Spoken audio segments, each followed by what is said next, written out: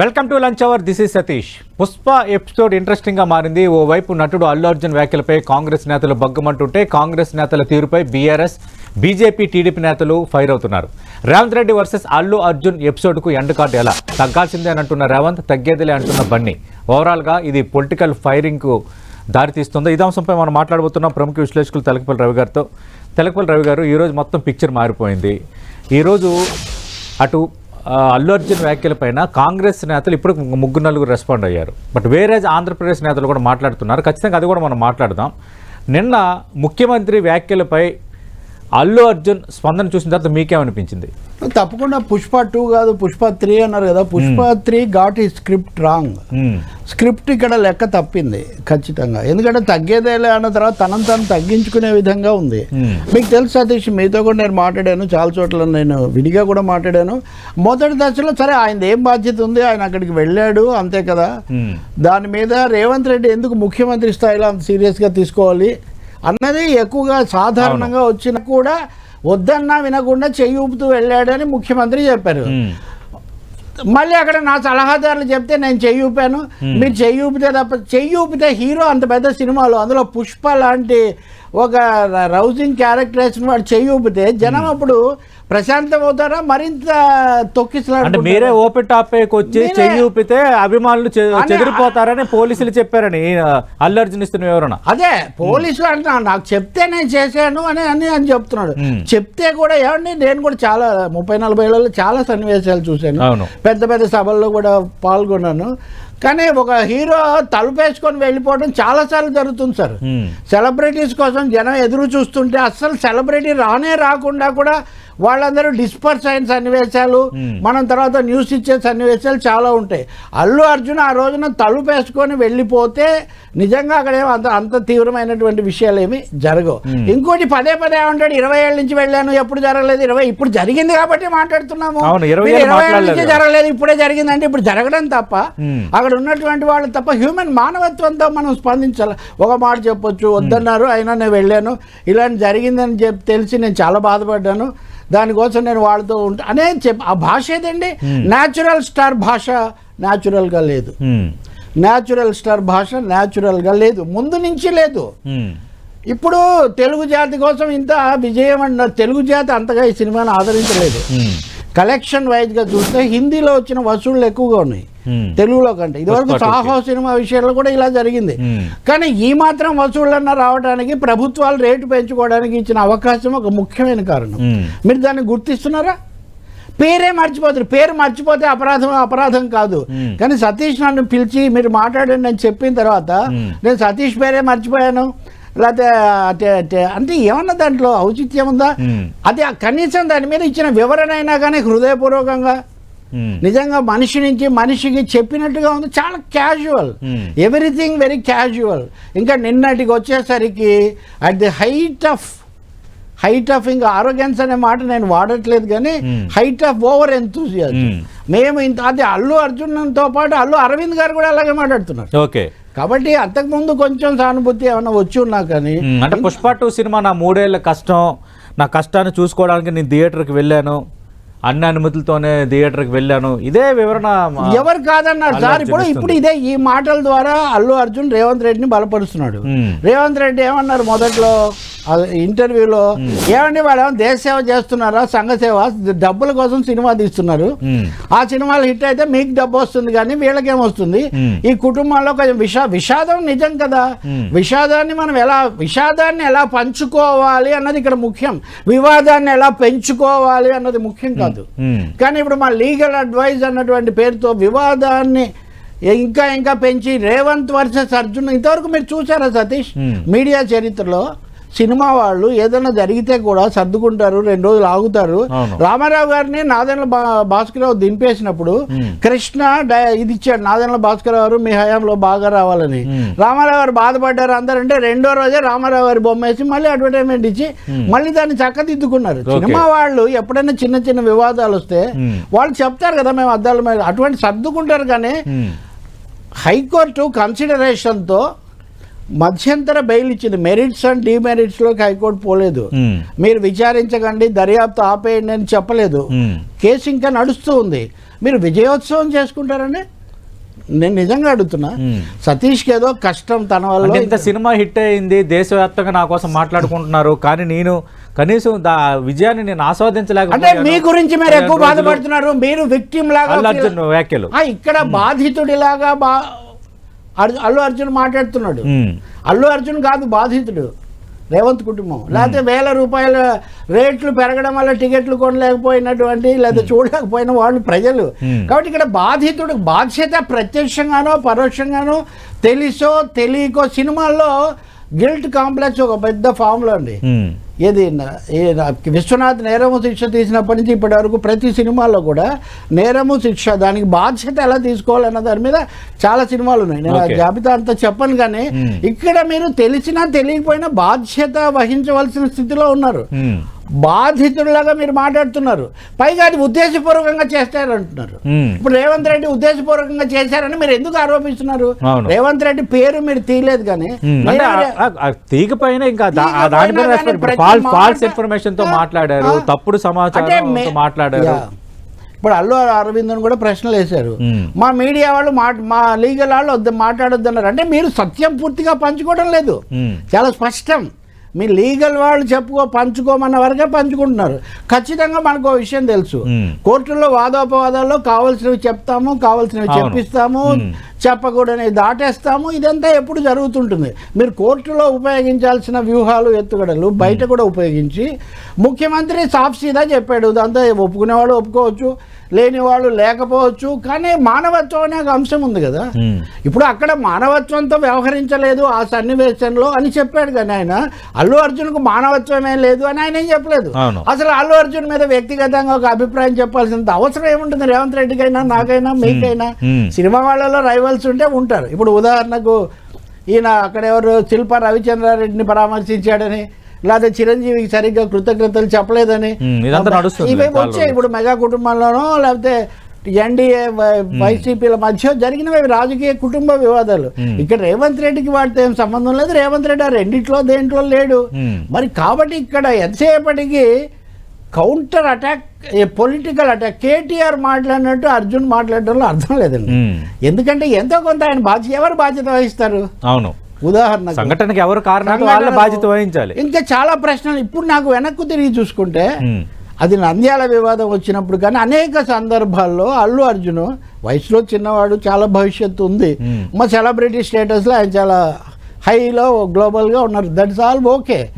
కానీ మామూలుగా చూస్తే మటుగా ఆయన ఎప్పుడు ఇలాగే డబుల్గా కొంత ద్వంద్వంగా ఉండేటట్టు, డిప్లొమాటిక్గా ఉండేటట్టు, దాటేసేటట్టు, మిగతా వాళ్ళతో బేఖాతర్. ఎవరేమనుకుంటే ఏంటి, నాది నాకు వస్తుంది అనేది ఆత్మవిశ్వాసం వేరు. ఆత్మవిశ్వాసం ఒక్క అంగుళం దాటితే అది అహంభావంగా మారిపోయేటటువంటి అవకాశం ఉంది. నిన్న నేను అంటున్నట్టుగా రామారావు అంత మహామహులు ఎప్పుడు చెప్పుకోని స్థాయిలో నేను తెలుగు జాతికి సార్, తెలుగు జాతి గర్వించదగిన సినిమా అని ఎవరైనా చెప్తున్నారా సార్? ఎక్కువ వసూళ్లు వచ్చినందుకు సంతోషిస్తున్నాం. పరిశ్రమ రికార్డులు వస్తున్నాయి. దానికి కూడా రేవంత్ రెడ్డి కూడా కారణమే. మీకు వచ్చిన రికార్డులో 10% 5% చంద్రబాబు నాయుడు గారు కారణం. అవకాశం ఇచ్చారు, టికెట్ ధరలు పెంచుకోవడానికి ఇచ్చారు. ఇప్పుడు ఏమైంది? పరిశ్రమ అనాలోచితంగా చాలా కొంతమంది, అందరు కాకపోయినా వీళ్ళకి సంబంధించిన సర్కిల్ అనాలోచితంగా ఆయన ముందస్తు మధ్యంతర తాత్కాలిక బెయిల్ను పెద్ద విజయోత్సవంగా జరుపుకోవడం వల్ల ఇప్పుడు మేము బెనిఫిట్ షోలే ఇవ్వము, మేము టికెట్లే పెంచుకొని, ఇప్పుడు పరిశ్రమకు మేలు జరిగిందా నష్టం జరిగిందా? ఈ సినిమా వల్ల మైత్రి మూవీ మేకర్స్ సరే వాళ్ళదేం బాధ్యత లేదనుకోండి, వాళ్ళేమి స్పోక్స్ పర్సన్స్ కాదు. మైత్రి మూవీ మేకర్స్ కి లాభం రావచ్చు. కానీ అంటే రవి గారు ఇప్పుడు మీరు లేవనెత్తిన పాయింట్, ఈ ఎపిసోడ్ తో ఇండస్ట్రీ వర్సెస్ కాంగ్రెస్ సర్కార్, అంటే industry versus CM Revanth Reddy అన్నట్టుగా విడిపోయింది. ఇప్పుడు అది మరి ఇది అతుక్కుంటుందా? ఏం జరగబోతుంది? ఈ బెనిఫిట్ షోలు, అధిక ధరలు, ఇవి ఛాన్స్ ఇవ్వకపోతే మేము నష్టపోతామని ఇదే డిబేట్ లో నిన్న నుంచి పాల్గొన్న 3 నిర్మాతలు అన్నారు. సార్ ఇప్పుడు 2-3 కోణాలు చూడాలి ఇక్కడ.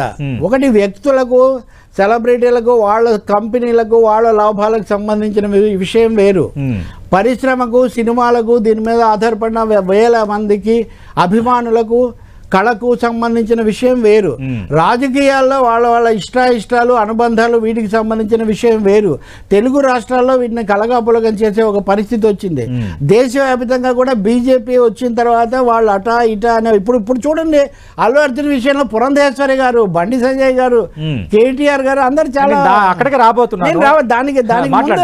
దానికి ముందు నేను చెప్తుంది, వీటిని మీరు కలగాపులగం చేయడం వల్ల అంటే పుష్ప 2 అనే ఒక సినిమా దగ్గర, సంధ్య అనే ఒక్క థియేటర్ దగ్గర తొక్కిసలాట జరిగితే దాని మీద ఆ రాష్ట్ర ముఖ్యమంత్రి చట్టసభలో ఆయన ప్రతిదానికి బాధ్యత వహించాలి, ఆయన మాట్లాడాడు. దాన్ని మీరు ఇండస్ట్రీ వర్సెస్ కాంగ్రెస్ గవర్నమెంట్ అని ఎందుకు అంటున్నారండి? కాంగ్రెస్ గవర్నమెంట్ ఉంటే మీకెందుకు, బీఆర్ఎస్ గవర్నమెంట్ ఉంటే మీకెందుకు, జగన్మోహన్ రెడ్డి ముఖ్యమంత్రిగా ఉంటే మీకెందుకు, చంద్రబాబు నాయుడు ముఖ్యమంత్రిగా ఉంటే మీకెందుకు, చిరంజీవిని చంద్రబాబు నాయుడు ఎలా సరే జగన్మోహన్ రెడ్డి పలకరించాడో లేదో మీరే డిసైడ్ చేస్తారు, దాని మీద మీరు రకరకాలుగా నడుపుతారు. ఇప్పుడు రేవంత్ రెడ్డి విషయం కూడా అంతే. మరి రేవంత్ రెడ్డి వాళ్ళు బాగా ప్రోత్సహించారు కాబట్టి కలెక్షన్స్ వచ్చాయి మీకు. మరి ఇప్పుడు ఒక్కసారిగా అల్లు అర్జున్ అనే ఒక ఆయన మీద ఒక్క సన్నివేశంలో కొన్ని వ్యాఖ్యలు చేస్తే ఇండస్ట్రీ వ్యతిరేకమైపోతుందా? ఎవరు ఇలా చిత్రించేవాళ్ళు అసలు? దిల్ రాజు మొన్న టీఎఫ్డిసి చైర్మన్ అయ్యాడు, మరి అది ఇండస్ట్రీకి అనుకూలమా వ్యతిరేకమా? దిల్ రాజు కంటే ఇప్పుడు ఇక్కడ కాబట్టి ఇప్పుడు దిల్ రాజా వారధి కావాలి అని ఇప్పుడు పండగకున్న 3 సినిమాలు దిల్ రాజువే. ఒక సినిమా డాకు మహారాజ్ కానీ డిస్ట్రిబ్యూటర్గా ఉన్నారు తెలంగాణ ప్రాంతానికి. అలాగే సంక్రాంతికి వస్తున్నాము గేమ్ చేంజర్కి ఆయన నిర్మాత. రెండోది నిన్న నిర్మాతలు గేమ్ చేంజ్ అమెరికాలో మొదలైంది. మళ్ళీ ఆ డిస్కషన్ లో కాదు, ఇక్కడ డిబేట్ లో పాల్గొన్న నిర్మాతలు కూడా దిల్ రాజు బాధ్యత తీసుకోవాలి, దిల్ రాజు నేతృత్వంలో మేము ముఖ్యమంత్రి గారికి కలుస్తాము, ఈ విషయంలో పునరాలోచించమని కోరుతాము, మాకైతే ఇది ఒక రకంగా ఈ పుష్ప 2 ఏమో కానీ మాకు ఇది ఒక పెద్ద సమస్యగా మారిపోయిందని అంటున్నారు. ఒక విషయం చెప్తామండి, ఎప్పుడైనా కానీ ఒక ఘటనను బట్టి ఒక వ్యక్తి యొక్క మాటలో లేదా ఒక సందర్భాన్ని బట్టి మనం నిర్ణయాలకు రాకూడదు. పరిశ్రమ యొక్క మేలు, ప్రజల యొక్క అభిరుచి అన్నింటినీ కూడా, ఉపాధి అన్నింటినీ కూడా దృష్టిలో పెట్టుకొని నిర్ణయం తీసుకోవాలి. ఈ ఘటన వల్ల మొత్తం మేము ఇంకా ఆపేస్తామనే నిర్ణయం తీసుకోవాల్సిన అవసరం ఏం లేదు. కానీ పరిశ్రమ అయితే మటుకు మేము ఈ భావంతో లేము, మేము చాలా ఉద్ధరిస్తుంటే మమ్మల్ని గౌరవించట్లేదని ఇప్పుడు బ్లేమ్ చేశారు కదా. ఎవరిని బ్లేమ్ చేస్తారు సార్ మీరు? మిమ్మల్ని ఆ పీఠ మీద కూర్చోబెట్టింది ప్రజలు. అవును, అంతే కదండి. మీరు అందుకని రామారావు గారు వేదికల పైన ప్రేక్షక దేవుళ్ళని మీరు అన్ని నిజంగా మీకు ఆ స్పిరిట్ ఉంటే ఇంకో మాట మీరు దాచిపెట్టకూడదు.